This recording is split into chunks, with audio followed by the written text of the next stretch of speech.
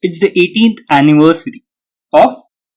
Hello everyone, I'm Rahul Deodhar. I am Prasanna Naidu and you are listening to the RightVIEWS podcast. On the evening of March 19, 2003, the then US President George Bush addressed the American people in a live broadcast from the Oval Office. He said, "My fellow citizens, at this hour, American and coalition forces are in the early stages of military operations to disarm Iraq, to free its people, and to defend the world from grave danger."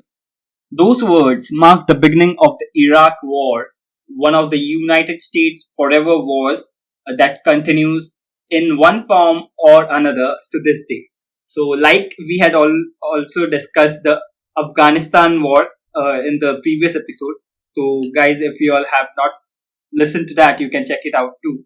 And my primary question to Rahul is that why do US has so many wars out of its jurisdiction, especially? It want to meddle into other affairs. That is a good question, but I would want to disagree with you a little. It's the 18th anniversary of the second US war in Iraq. Okay. The first one, the Gulf War, was in 91. And this is the second war, and US is still in Iraq, and now in Syria.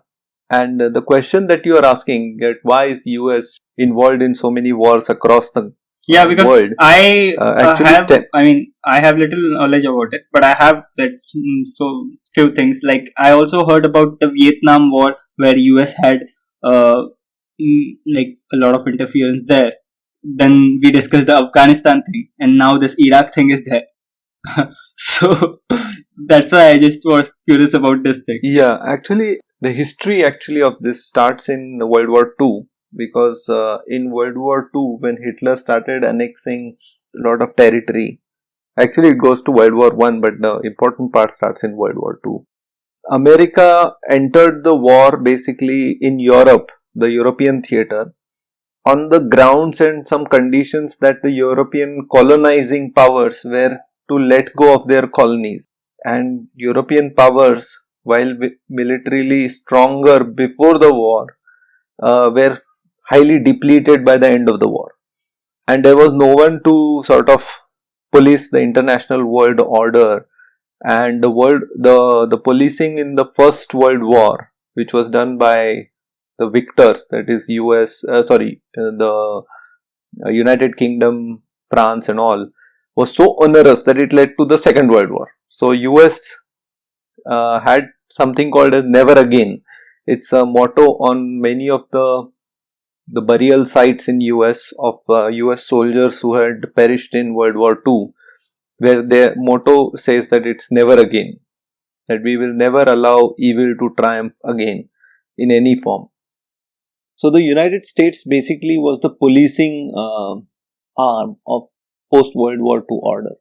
So in that context, US had bases in Philippines, in Pacific, as well as in Europe, in Asia, in Indian Ocean, in the Central Asian region of Middle East, what we call today, which was sort of partly governed under the post-Ottoman rule of World War II, where Iraq was formed, Syria was formed, parts of Jordan were liberated, and parts of Iran were given back to Iran. So US was enforcing this world order, and it was a sort of a global policeman. On the other side, Soviet Union was the other policeman from the communist. The biggest rival. The biggest rival, and these two were clashing. These were the sort of clash of civilizations of sorts, and they were happening in East Germany versus West Germany, North Korea versus South Korea. It's still happening today. So that is called an active war front. So US is still at war in Korea. So it is still called ongoing war. It is not yet ended, the Korean War.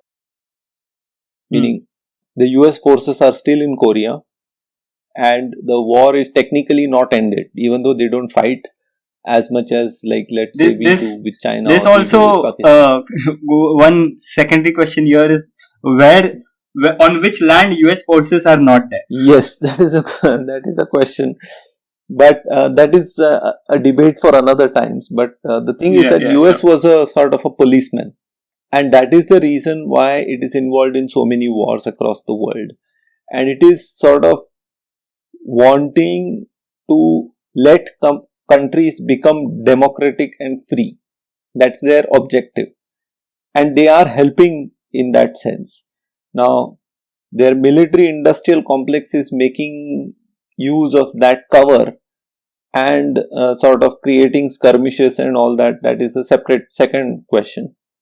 But they are indeed, when it started at least in 1950s, the intention was to free the country. So in Korea, they freed South Korea and they sort of helped it grow. And today, Korea is a developed country because of US only. So now, if you see Korea is part of a place called for the listeners, we are talking about South Korea, obviously, not the North one. No, both Koreas, they are actually part of something called as Manchuria. No, but South Korea is more developed and because of US that. Yeah, South Korea. Yes, South Korea is developed. North Korea is Kim Jong-un's property. So, anyways, that's one part of it. But part of Manchuria, the rest of Manchuria was annexed by China. So that part is with China. But rest of Manchuria is divided into North Korea and South Korea, which is part of Manchuria. And Korea now is South Korea is basically helped. It's a developed country now. So that is the history there. So US is because of its role as a policeman, US is involved in so many wars.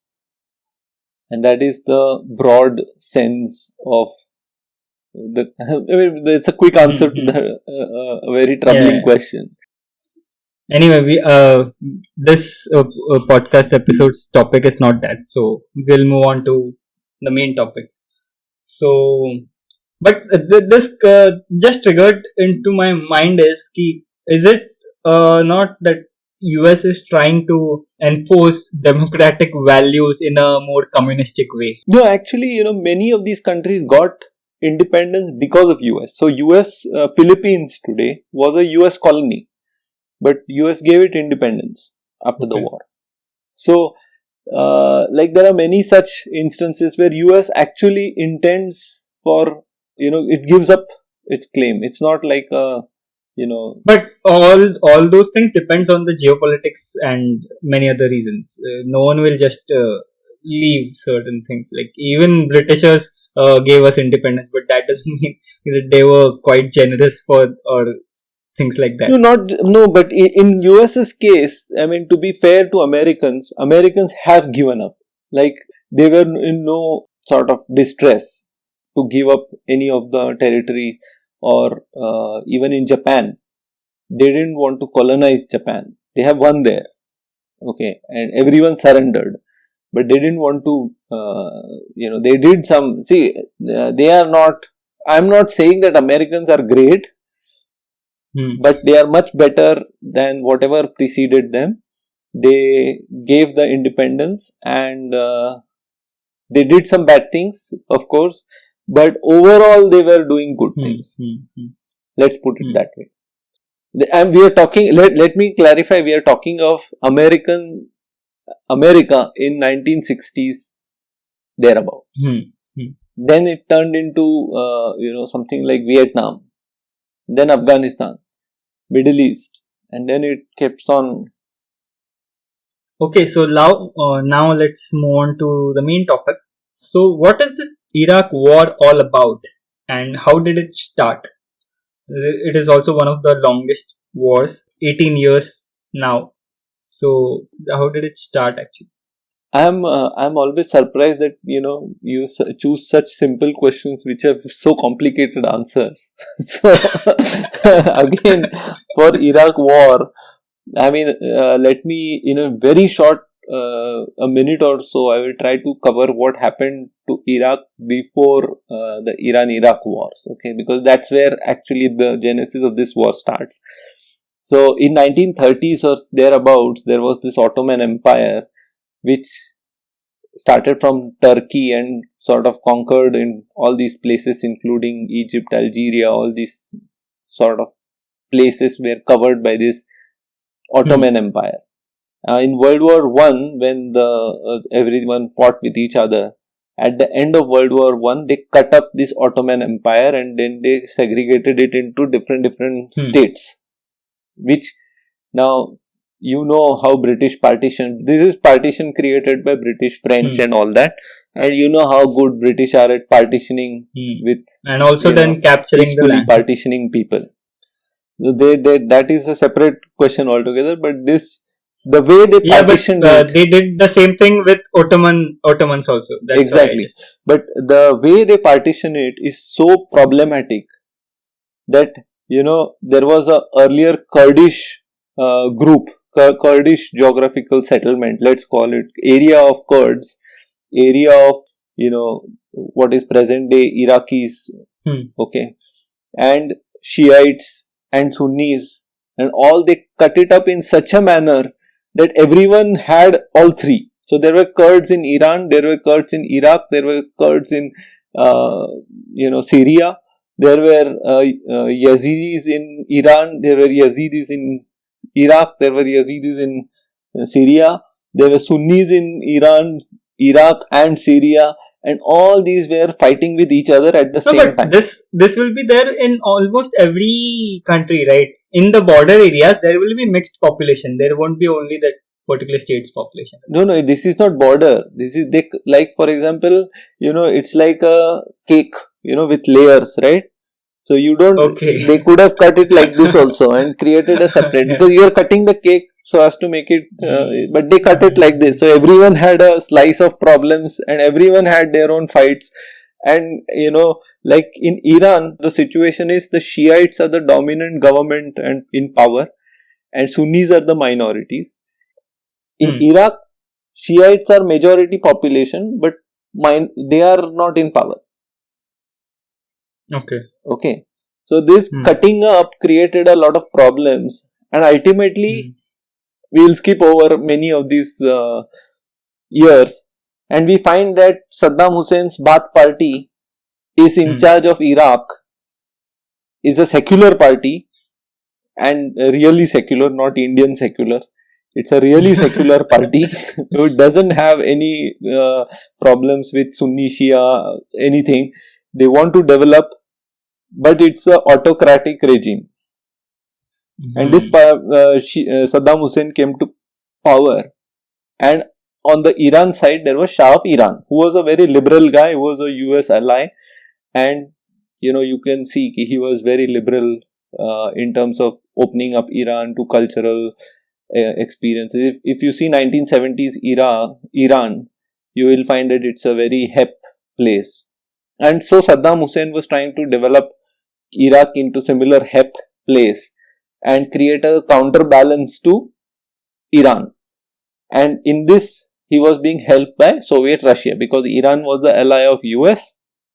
So Iraq was helped by Soviet Russia. It had MiGs and the guns and missiles from Soviet Russia. And Iran was an ally of US. It has F-16, F-14s that time, F-14s and all these US weapons. Iraq had Russian weapons. And then Iran, the Shah was sort of overthrown, and Ayatollah Khomeini came in power in Iran.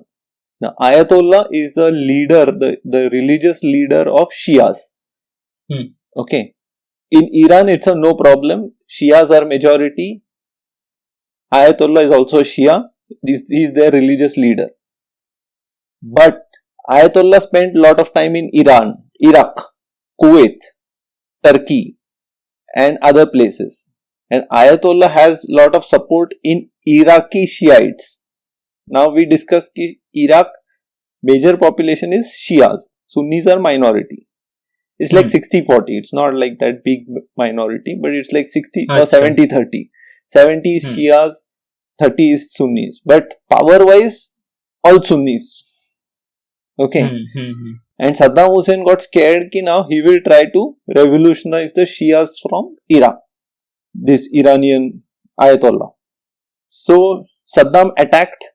Now, since this Ayatollah had removed Shah of Iran, the Shah of Iran was an ally of US. So Ayatollah became the enemy of US.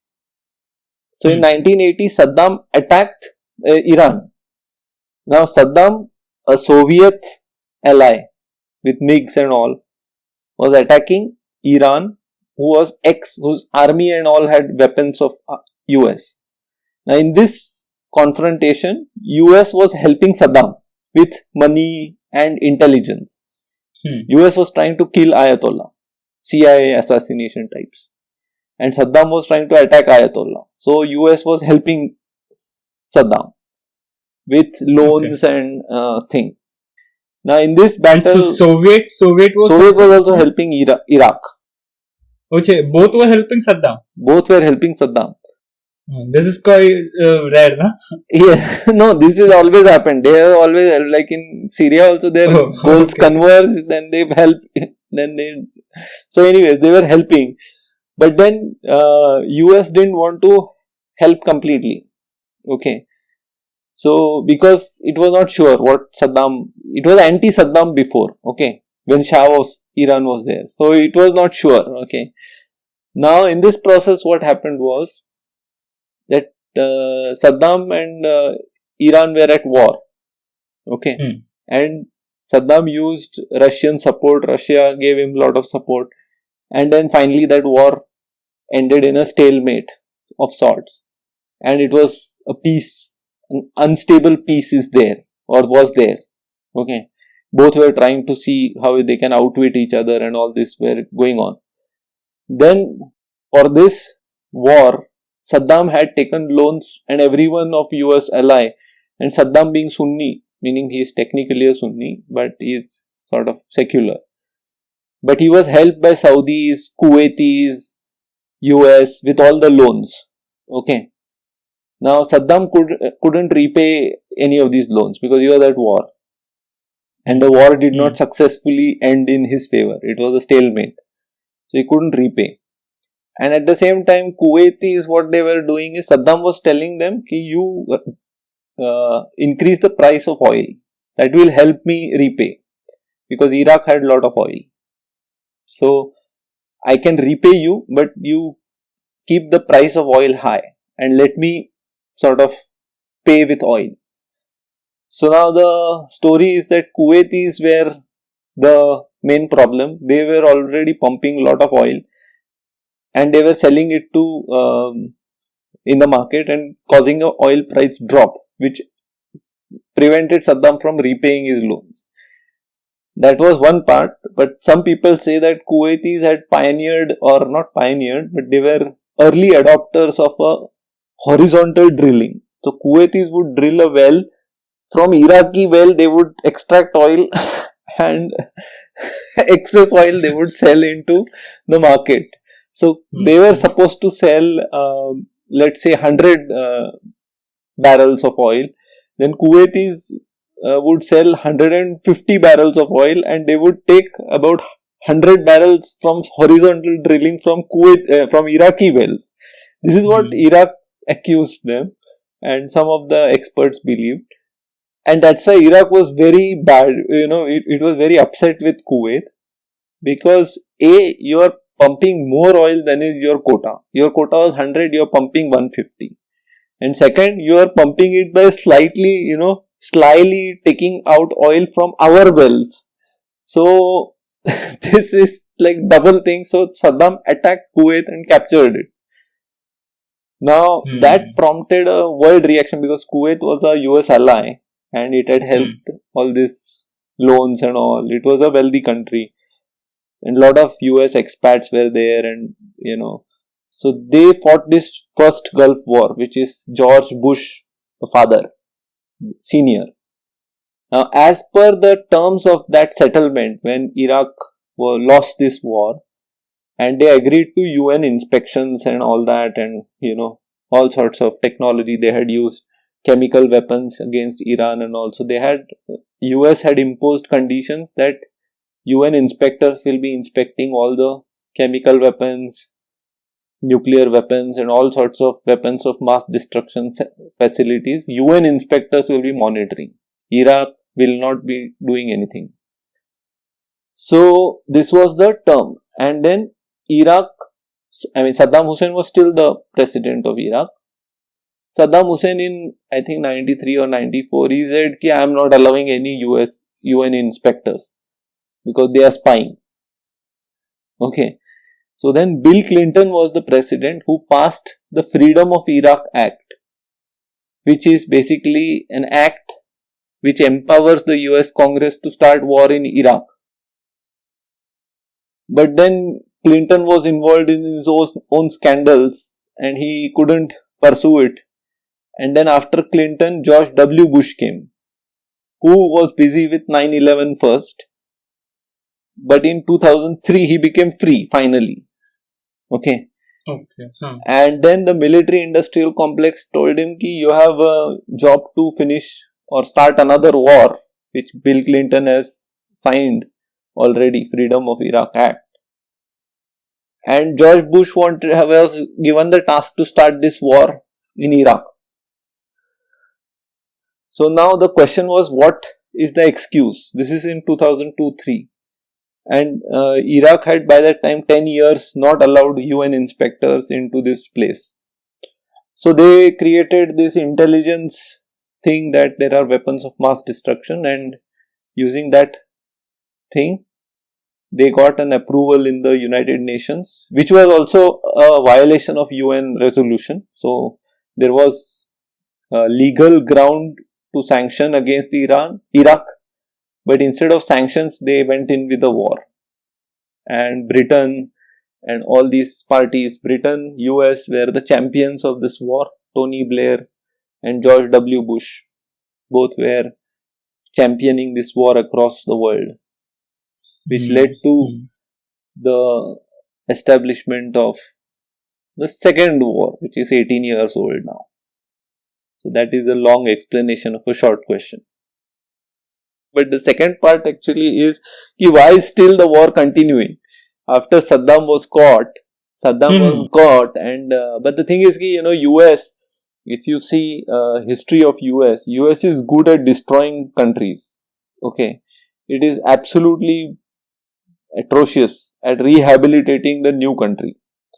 They couldn't rehabilitate Afghanistan after 1980s Soviet thing. Now they are unable to rehabilitate Iraq, and that's the reason again, because if you try to cut up Iraq the way they tried to, now Iraq has got an identity of its own. Okay, whatever Kurds, Syrians, Yazidis, all these identities have their own place in Iraq. Now if you cut it into separate Kurdistan, separate this, separate Sunni Iraq, separate Yazidi Iraq, then again a new set of problems will be started. So the question is, can you leave that place, okay, after having bombed it? So you cannot leave also, because they tried to leave and Obama did that. So Obama thought that the best thing is to just leave. Okay. So Obama said, I will leave or take away all my troops, and he left. The problem happened is that all the weapons, the displaced, Iraq's, they are called they are the special forces, basically from Saddam's special forces group. Those turned into the ISIS, and that created a Islamic State. Also, because there would have been a huge economic impact of US just going away, which would have been the reason for this instability and forming of ISIS, right? Exactly. So basically there was nothing, because all productive activities were destroyed. There was no rebuilding. There was no actual, peace, because there are always these... And they just disrupted the economic system over there, because the locals especially were making their bread and butter by various other activities which they were doing, where they were dependent on these people who were the consumers, the US guards and all. That is one aspect. But you imagine this as just like in Afghanistan, we saw that Afghanistan is the intersection of all these geopolitical interest. Now, Iraq became the center of geopolitical interest. So, Iraq has a lot of Shiites. US is anti-Iran. So, Iran believes that US is in Iraq so that they can counter this Ayatollah. So, Iran is interfering in Iraq. It is sponsoring Shiites rebels. Now, Shiite rebels are against the Syrian rebels who are Sunnis. Okay. So, the Syrian rebels are fighting the Shiite rebels. So, US is supporting the Sunni rebels. Now, Sunni rebels are against the Baath party of Iraq, which US is supporting. It's a part of the Iraqi government. Okay. So, the Syrian rebels are attacking US forces also. And they are attacking Iranian forces also. Iranian rebels. Okay. And then there are Russian sponsored elements in that. Now, Syria is not alone. Syria also, Bashar al-Assad is also a dictator. Now, Bashar al-Assad also wants, because there is a Syrian population in Iraq also. So, he wants that part of Iraq. Okay, because they were being trampled on by Saddam's party. So, he is putting money in his Syrian rebels. Now, Bashar al-Assad was a former US ally who is now anti-US. Okay. Now, Russia wants a pipeline through the region. So, Russia says, stop this war. So, who is causing this war? I am against that fellow. So, whoever, I don't mind a dictator, but just be the stable guy. I don't like war, because war, they will blow up with the Russian pipeline. So, they don't want that. Okay. So, Russia is sponsoring some militants in that, or rebels. I was just going to get to this point that all these activities, because all the actors are working for their benefit, obviously trying to help others, but for their benefit ultimately. And in this whole thing, they are also giving birth to many other militant organizations. Exactly. And their intelligence operations are going on simultaneously, so which is also disrupting all the other things which is going on, exactly. which are supposed to go on according to that plan which the others are planning. Exactly. Now, in between, you also have Israel, who is threatened by all these people. So, Israel also does an operation. So, there the geography plays a very important role, because however you plan, the geography will kind of be an impediment. Correct. So, but the problem is that Russian forces are there physically. Okay. And Russia is saying, at least, that it is not going to sponsor any rebel group against other. Okay. It is going to bomb whichever rebel is there, who is going to be anti-Russia. Now, if your interests align with mine in particular thing, then I don't care कि you are getting benefited, but I am playing for my interest. So, Russia is playing for their own interest. Saying कि मेरे को pipeline चाहिए, I want this pipeline, this area to be secure, or whatever is their interest, which is, it's also complicated. But their interest, whatever is their interest, they are playing their own game. They are playing for their own benefit. If by chance you get benefited, you might get benefited, but next time you might get harmed also. Next time you will find that Russian Sukhoi is bombing your territory also, because it's in their interest. So they are telling it straight, I am fighting my battle. I am in my interest. Israel is saying that I don't care. I don't want these 4 or 5 people to have nuclear weapons, whatever mass destruction weapons, which will create problem for me. Because I am the small country, anyone can bomb me. So I am worried about that. I will focus on that. I don't care what you do. If you kill this person, kills that person, I don't care. I just want to bomb that facility. I don't want those chemical facilities, those biological weapons, nuclear weapons, or any sorts of weapons. I don't want them. So I will bomb those facilities. That's their aim. Now US doesn't want to put troops in there. Okay. Because US is it's liberated Iraq. Okay. Just like it liberated Afghanistan, and it gave the power to some Iraqi government, and that Iraqi government doesn't have a proper army, because the whole army was Saddam's army, right? It was not Iraq's people, like Democratic Republic of Iraq's army was not there. So now they have to train the army. So someone has to be there. But if Saddam is dead, the army must be there, na? All Saddam's army, no? So people are not willing. Are you no, Saddam's army was that was committing, it was controlling the population, right? So Americans don't want Saddam's army, because then it will be like replacing Saddam with Saddam's brother. That is likely. So that they don't want that army. So they want a proper army, Iraqi army, which means you have to train them. So they have to be trained.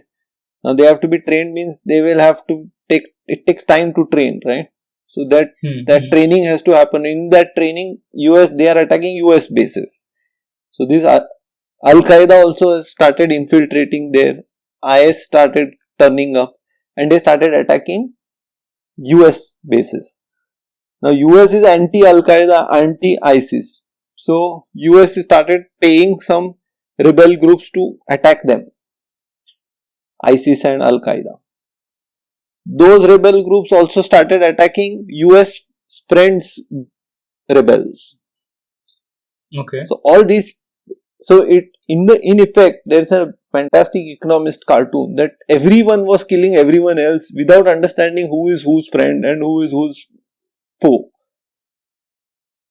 So Russia, that exactly which came to my mind. Is it worth spending so much money and resources in all those things? Because even when I was just reading about this Iraq thing, I came to know that the costs which were incurred, there's this Brown University costs of war project, which have stated that the wars in Afghanistan and Iraq, along with the spillovers in Syria, Yemen and Pakistan, have directly led to deaths of 800,000 people, nearly 300,000 more than which have died in the US during COVID. So that is a huge number. So not only they are losing money, but also lives, and which is this is the figure which is much more larger than the COVID deaths, which is kind of funny, I guess. It is actually, because see, there are two, that is the problem, right? When you start a war and you want to leave the war, and that's what Obama did. Obama withdrew American forces, and that created a vacuum in which ISIS formed. Okay. Now ISIS is not a problem for US, or it would not have been a problem for US if it was a local thing. But the first thing ISIS started was anti-US operations. Now you are creating anti-US. So that's why they had to stay there and eliminate ISIS. So one thing led to the other. Okay. Now ISIS is eliminated, but there is Al-Qaeda. And there are certain others who are not going to say outside that I am ISIS. But they are there. Now, whether you eliminate them or you leave them, that is the question. So now Trump decided that I don't care who you fight with and what you do. I am going to go out of this place. Because I don't want American lives to be involved. I don't want that money to be paid by me. Because this all cost is being borne by Americans. Yeah. So he didn't want to pay all those costs. So he wanted out. And that's the reason this whole thing started shaking down. Because once US withdraws, the Turkey, Syria and all these whatever players will fight it among themselves, and some stable solution will emerge. There will be more lives lost, but ultimately some stable solution will emerge in 10 years or so. 10 years, you are saying? I think so. That should be maybe 10 years, maybe longer. But whatever it is, at least US is not contributing to the problem. They are fighting among themselves. Okay. It has already created a problem, but now it is not contributing more. So Russia was telling US, Obama, okay, Putin went to Russia, went to US and told told in public meetings also, you are fighting the wrong people, and you are sponsoring and you are paying the wrong people. You are paying the people who are fighting against you. So Putin was telling them, okay, why are you paying those people who are killing Americans? I understand if you pay the people to kill Russians. That also he understands. Okay, he is whimsical that way. So he says, I don't understand what you're doing. So at least have some sense in, at least have a straight logic. You're paying the people who are against, who are killing enemies. That's fine. So this is what created that problem. Now Trump withdrew. Now Biden is the question. It's what to do. Because if you withdraw, someday you will have to cut losses. So the point of Trump's campaign was this, that America is no longer going to be the police state, the global policeman. We are not going to be the policeman. We want out. We want to first fix our own country. We don't want to be part of your problem. We don't want to be part of your solution. You fight it out and you decide. That's what they are doing. And in that, China was thinking, we have our own capital rights. China was thinking, can I become that power who steps into the American shoes? But then it realized it is first too big for its own good. So first, that's why in that process it created problems in this, South China Sea. Saying that now America is not going to be a policeman, so maybe I can try something. Also, China is not a trustworthy party. I don't think any other country will consider it. Right? No, they don't want to be considered as trustworthy. China wants to sell weapons to both sides. Okay. That way make money. And weapons like, their aircraft and all that, they want to sell missiles to both sides and then make money. That's their plan. And then later they can send the companies to extract the minerals. This is the broad history of the conflict. Hopefully US goes out and tries to monitor it from outside rather than active monitoring. And make America great again. Yeah. No, strong America is a good force, okay, for the world. But an interfering America is a problem. And in recent times, what has happened is that the military-industrial complex of US has really instigated the US presidents into creating these skirmishes. And that actually is what becomes a problematic, driver of conflicts. So, because see, if US is not going to fight any wars globally, then it doesn't need all those aircrafts. It doesn't need all those kinds of technologies. Yes, it needs technologies to fight China or fight Russia or fight, those are the only two, or Iran maybe. But those technologies are far less in number, because when will China come to US to fight? Nobody, it's a whole ocean is there. And F-35 is costing like $3 or $4 trillion, right?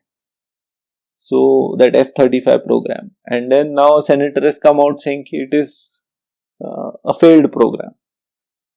Meaning instead of creating a Maruti 800, that program, they spent 3 trillion and created another Rolls Royce. So they have 2 Rolls Royces now and no Maruti 800. So बाजार को चल के जाते हैं. Sabji market में they still go walking. They wanted to make a bicycle or two-wheeler or Maruti 800 types car, so that they can quickly run around to the supermarket or something like that. Instead, they created another Rolls Royce, which now nothing to do. They're all sitting in parking lot. Also, some senators are asking that law to be struck down, which empowers the president to declare war or invade another country. Let's see what happens with that. And I hope peace returns in Iraq and Afghanistan also. And also, if you all haven't checked out Afghanistan episode, you can listen to it on all other podcast platforms and also on YouTube. And that's it. Keep following us here on YouTube and all other podcast platforms so that you don't miss out any episode. Thank you. Thank you.